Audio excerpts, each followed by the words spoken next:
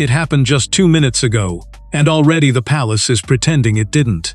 Prince William has rejected Camilla's appeal, not privately, not gently, not with the soft cushioning of royal courtesy, but with a finality that insiders are describing as absolute. And buried beneath that rejection is something even more devastating, something the institution has spent years trying to conceal. This was never about one appeal. It was about the slow, deliberate dismantling of a position that was supposed to be untouchable. Before we go deeper into what this really means, make sure to subscribe so you don't miss a single update, because what comes next is not speculation, it is the anatomy of a collapse. To understand what just happened, you have to understand what an appeal from Camilla actually meant. This was not a request. Camilla does not make requests, she makes arrangements. For nearly 2 decades, her influence inside the palace was built not on titles but on proximity to Charles, proximity to the private secretary's office, proximity to the rooms where schedules were written and names were moved quietly up or quietly down the list.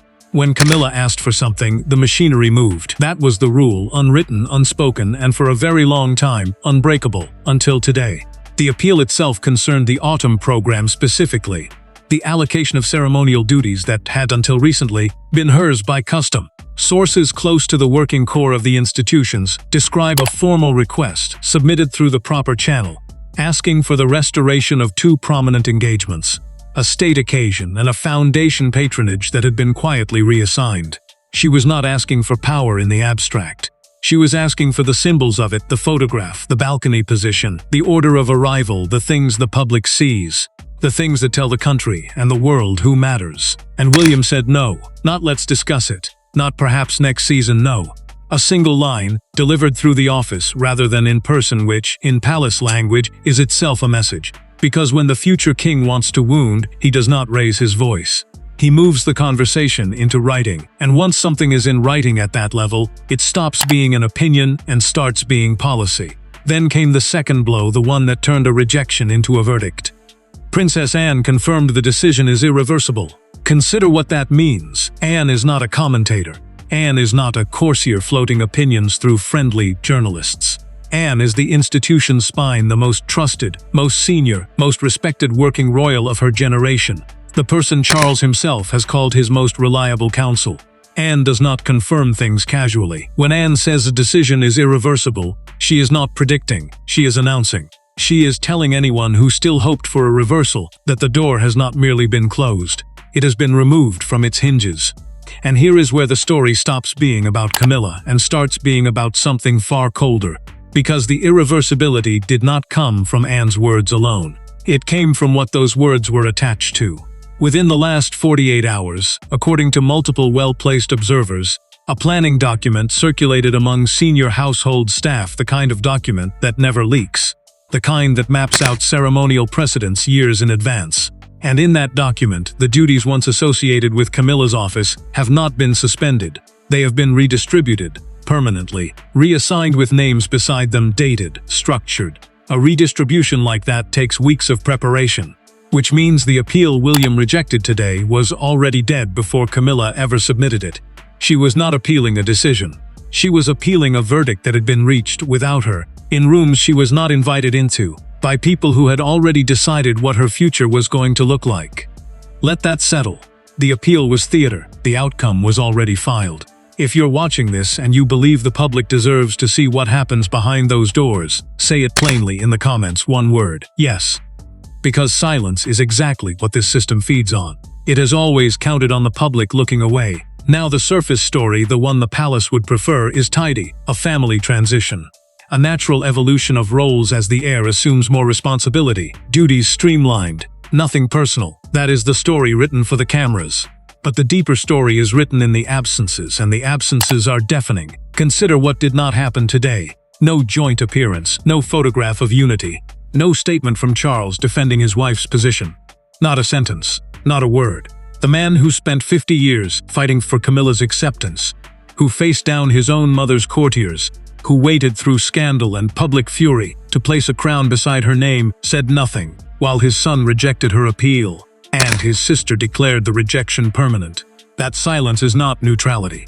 Silence at that level is never neutrality. That silence is consent, or worse, it is exhaustion. A king who no longer has the strength, or perhaps the will, to fight a battle he has already lost inside his own house.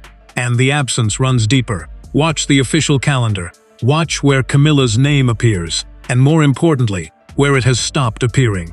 Engagements that once carried her title now carry the phrase, "senior members of the royal family." A formula that means everything and nothing, a fog machine of language designed to obscure a simple fact. The center of gravity has moved. It moved some time ago. Today was merely the day someone said it out loud. The title remained. The power did not. Remember that sentence, because it is the entire story. What makes this moment genuinely historic is not the rejection itself. It is the architecture of the rejection, who built it, and how long it took. Because William did not act on impulse. Nothing about William is impulsive. He is a man shaped by watching his mother destroyed by an institution that valued image over human beings. And he learned the lesson thoroughly. You do not fight the palace with emotion. You fight it with process, with calendars, with committee minutes, with the slow, patient accumulation of procedural control, until one day the other side discovers that every door they try to open leads back to you. Insiders describe a period stretching back well over a year in which the heir's office began quietly absorbing functions that had drifted toward Camilla's circle during the king's health crises. At first it looked like help. The heir stepping up, the dutiful son. It looked like one thing, it was another. Each function absorbed was a function that would never be returned. Each temporary arrangement hardened into structure. And Camilla, whatever her strengths, and she has many, was fighting a campaign she did not know was underway, defending positions that had already been administratively erased. There is a particular cruelty in that. And the palace understands it, even if it will never say so.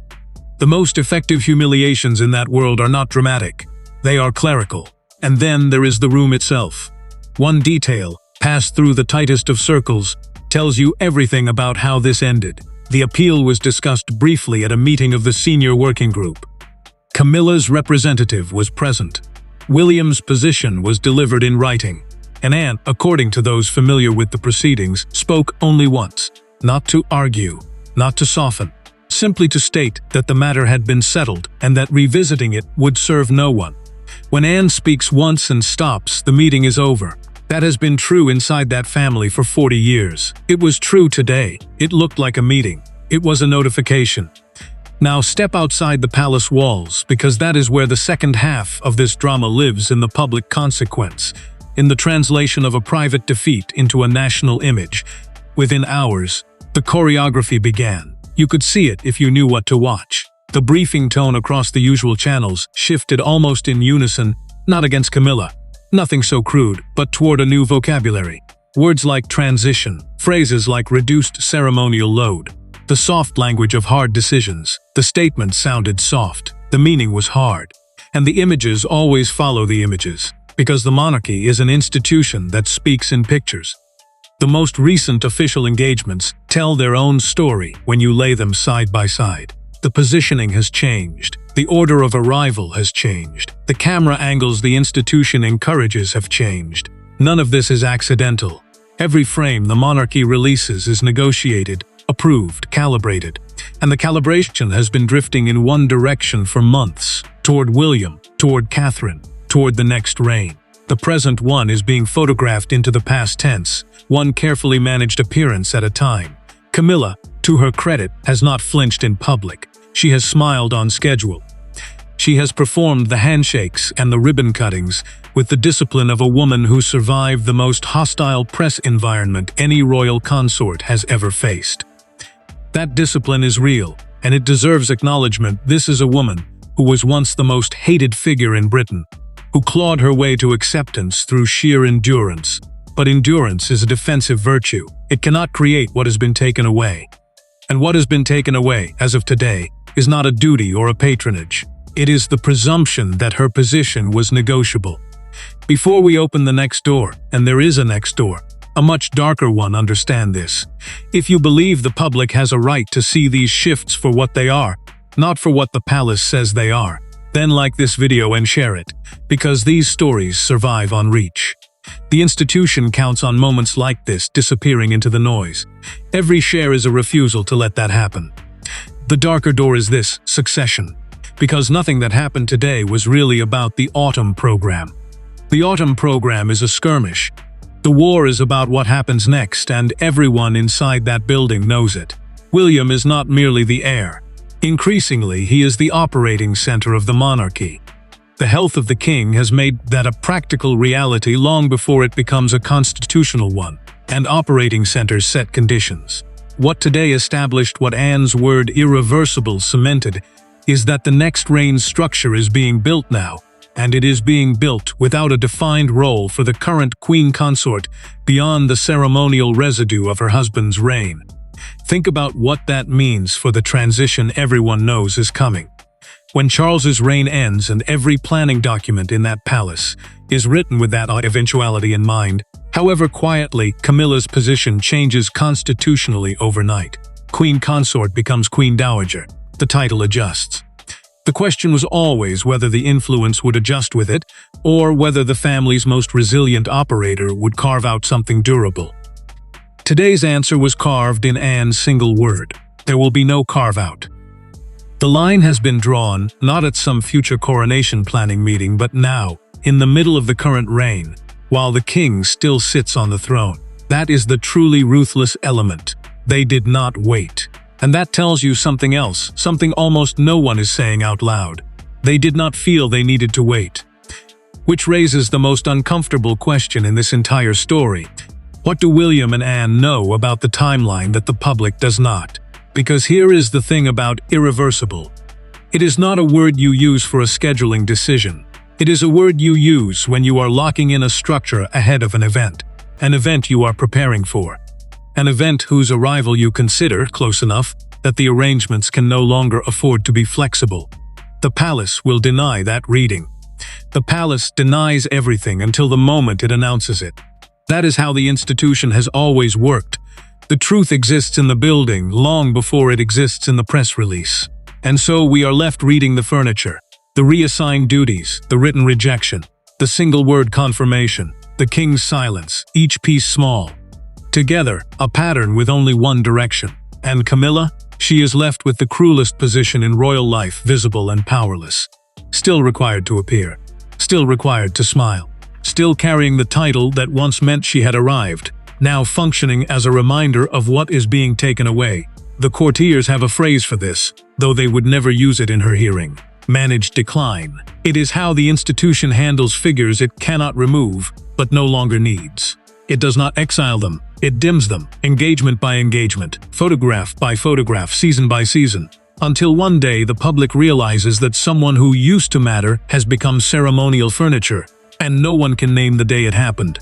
Today was the day it happened. There is one more layer, and it is the one that should unsettle anyone who thinks this story is finished.